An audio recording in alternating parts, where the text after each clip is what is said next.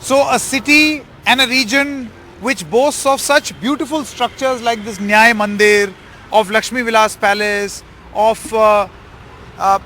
different types of beautiful water bodies, as you can see right here, has now politically become a sort of a nerve center for the rebels in the Bharatiya Janata Party. Is this actually rebel trouble, or will the rebels just lose and they will not be able to stand the might of the Bharatiya Janata Party, or none of this will happen and perhaps either a new entrant or the grand old party will be able to spring up a surprise? Let's put this to a discussion. मैं इस वक्त स्वागत करना चाहता हूं निशांत रावल, आप प्रवक्ता हैं कांग्रेस पार्टी के, spokesperson of the Congress party. Nishant Rawal, thank you so much. Vinay Chauhan ji हैं प्रवक्ता, spokesperson of the Aam Aadmi Party, thank you very much. और हमारे साथ डॉक्टर जयेश शाह, आप ऑथर हैं, पॉलिटिकल एनालिस्ट हैं. ऐसा माना जाता है कि आपके विचार थोड़ा सा भारतीय जनता पार्टी की तरफ रुझान रखते हैं. आपका सबका बहुत बहुत धन्यवाद. मैं सबसे पहले निशांत जी आपसे शुरू करना चाहता हूँ, इससे पहले कि आपसे पूछूं, बागियों का केंद्र बन गया है बड़ौदा, आपको लगता है इससे बीजेपी को नुकसान पहुंच सकता है? जी बिल्कुल संकेत जी, देखिए जो पार्टी बीजेपी चिल्ला चिल्ला के बोलती थी गुजरात में और स्पेसिफिकली बड़ौदा में कि हम तो कैडर बेस्ड पार्टी है जी, हम तो डिसिप्लिन वाली पार्टी है जी, आज पहली बार 27 साल के भारतीय जनता पार्टी के कुशासन में हमें बड़ौदा डिस्ट्रिक्ट में ऐसा देखने को मिला कि तीन ऐसे सिटिंग एमएलए जिनको बीजेपी को निकालना पड़ा और बागी बन गए, और वही लोग अभी बीजेपी के उम्मीदवार को हराने में लगे हैं. देखिए कांग्रेस से तो बाद में फाइट होगी उनकी, पहले उनके ही उम्मीदवार से उनकी फाइट होने जा रही है. उस समय पे कांग्रेस बहुत अच्छे मार्जिन से जीतेगी, ऐसी एक बहुत. लेकिन ऐसा है निशांत जी, आप ये बताइए, rebels exist in every camp. जिसको टिकट नहीं मिलती वो हमने हर चुनाव में देखा है, वो बागी हो जाता है. तो ये तो हमने कांग्रेस में भी देखा, आपके भी अहमदाबाद के हेडक्वार्टर्स में कोई प्लेट नोच रहा था, कोई बिल्डिंग को डिफेस कर रहा था. तो बागी क्राइसिस आपकी पार्टी में भी? बिल्कुल. देखिए संकेत भाई, अहमदाबाद के हमारे राजीव गांधी भवन कार्यालय में जो हुआ था, एक नेता के लिए किसी ने आके नेम प्लेट को इरेज कर दिया था. 24 घंटे में वो सारे कार्यकर्ता वापस आ गए थे और अपनी अपनी कॉन्स्टिट्यूशन में काम करने लगे थे. लेकिन कांग्रेस का जो लिस्ट 182 सीट्स का जो लिस्ट बाहर आया कैंडिडेट्स का, आपको एक भी कांग्रेस का सिटिंग एमएलए जिसको टिकट नहीं मिली, हमने 5 सिटिंग एमएलए को चेंज करके नए लोगों को चांस दिया है. इस बार किसी ने भी अपक्ष में से उम्मीदवारी नहीं नोंदाई है. अपक्ष में से आपके ही पार्टी के लोगों के सामने लड़ना और थोड़ा बहुत गुस्सा दिखाना, उसमें फर्क होता है. कांग्रेस एक बिन सांप्रदायिक पार्टी है, कांग्रेस में लोकशाही है. अगर मुझे मेरे स्टेट के, मेरे राज्य के हमारे प्रेसिडेंट से कोई प्रॉब्लम है, अध्यक्ष से प्रॉब्लम है. देखिए पिछली बार यहाँ पर जो मेरी गणित है, आप मुझे सही कर सकते हैं, मेरे ख्याल 10 या 13 विधानसभा क्षेत्र यहाँ पर आते हैं, जिसमें से 4 कांग्रेस को गए, 9 भारतीय जनता पार्टी को. ये तब जब ये माना जा रहा था कि बहुत गुस्सा है बीजेपी के खिलाफ, तब ये हालत थी. इस बार आप कैसे उम्मीद कर रहे हैं और कितनी उम्मीद कर रहे हैं? नहीं देखिए, सिटी एरिया में 5 सीटें हैं अभी, और नया सीमांकन है, उस हिसाब से 5 सीटें हमारी डिस्ट्रिक्ट एरिया में. डिस्ट्रिक्ट में लगभग ऑल सीट्स हम लोग जीतने वाले हैं, और सिटी में भी हम मैक्सिमम ट्राई कर रहे हैं कि इस बार जो 27 साल से हमारा यहाँ पे एक भी एमएलए का सीट नहीं मिला, उसमें हम ट्राई कर रहे हैं कि हम ज़्यादा से ज़्यादा सीटें इस बार चर्न करने की कोशिश. 5 से 6 सीट का आपका अनुमान? जी, डिस्ट्रिक्ट में तो बिल्कुल 5 विधानसभा कांग्रेस के हस्त तक जाने वाली है, और सिटी में हमारी मेहनत जारी है. जयेश जी, मैं आपसे जानना चाहता हूँ कि ये जो बागी हैं, रिबेल्स, ये कितना बड़ा सिरदर्द है भारतीय जनता पार्टी की? एक्चुअली भारतीय जनता पार्टी के लिए बहुत बड़ा वार्निंग बेल है 2022 का चुनाव.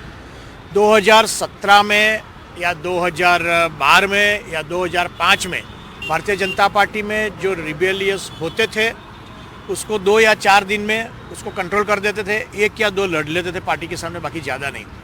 इस बार जो रिबेलियन हुआ है, वो रिबेलियन में करीब 18 उम्मीदवार पार्टी के, आप सोचिए 19 लोग जो हैं, 19 लोगों को सस्पेंड करना पड़ा. 18 लोग इलेक्शन लड़ रहे हैं बागी के रूप में. आप मानते हैं बड़ी संख्या है? वो बहुत बड़ी संख्या है, भारतीय जनता पार्टी के लिए बहुत बड़ी संख्या है.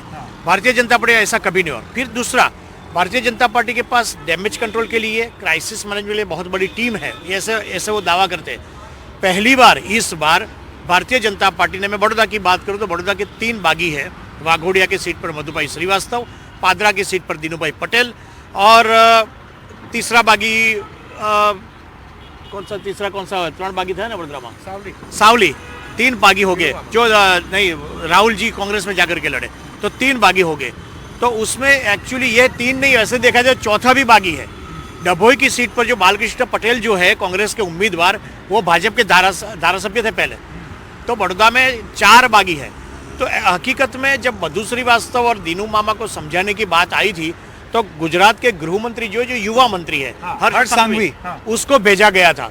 अब जो दिग्गज नेता है 6 बार से चुनाव जीत के आते हैं, उनको समझाने के लिए वो जो उनकी जो स्ट्रेटेजी थी वो गलत थी। जब वो स्ट्रेटेजी को टर्न करने गए, CR पाटिल खुद आए, तब बहुत लेट हो चुका था।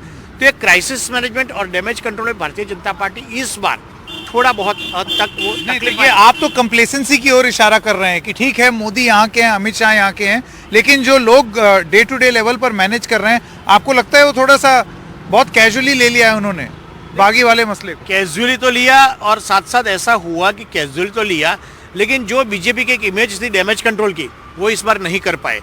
और ये जो मधु नुकसान करेगा या नहीं? नुकसान तो सीट वाइज अलग होगा। अब आप देखिए कि मधु श्रीवास्तव है जो वाघोडिया से दबंग के कैंडिडेट है। मधु श्रीवास्तव के लड़ने से वो खुद हमेशा 1 बार अपक्ष से जीता, 5 बार भारतीय जनता पार्टी से जीता।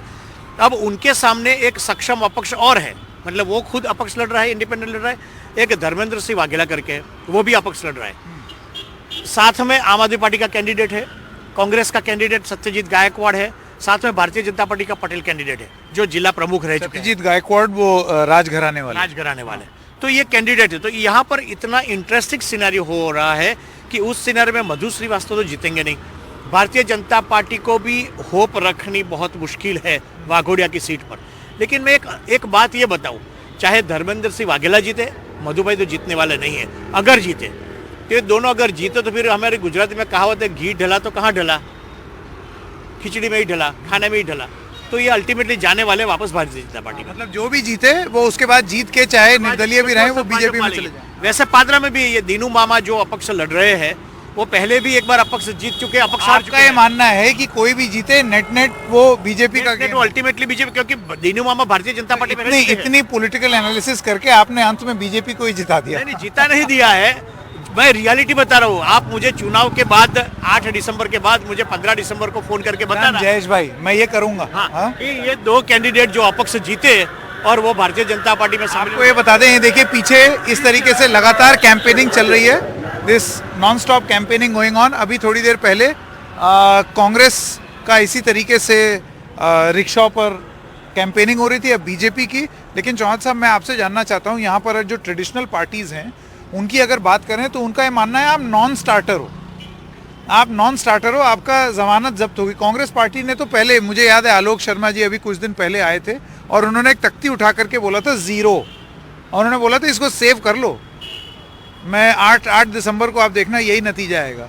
यहाँ जो बागी विधायक हैं या जो कुछ भी है, उसमें आप अपने आप को कहाँ पाते हैं? जी देखिए, बात अभी इन्होंने की कि हमारी जमानत जब्त होगी, ऐसी बातें ये दिल्ली और पंजाब में भी करते थे। और किसकी जमानत जब्त हुई वो आप जानते हो अच्छी तरह से।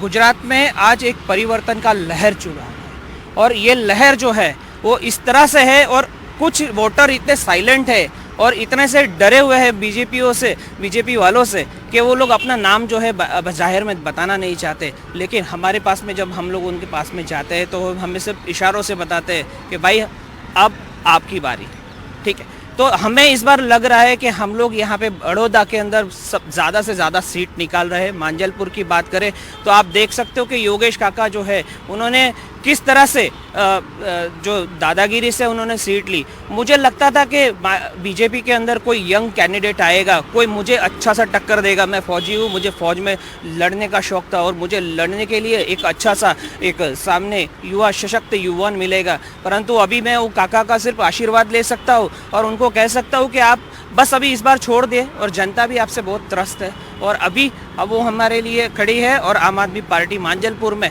बहुत बड़े फासले से जीत रही है।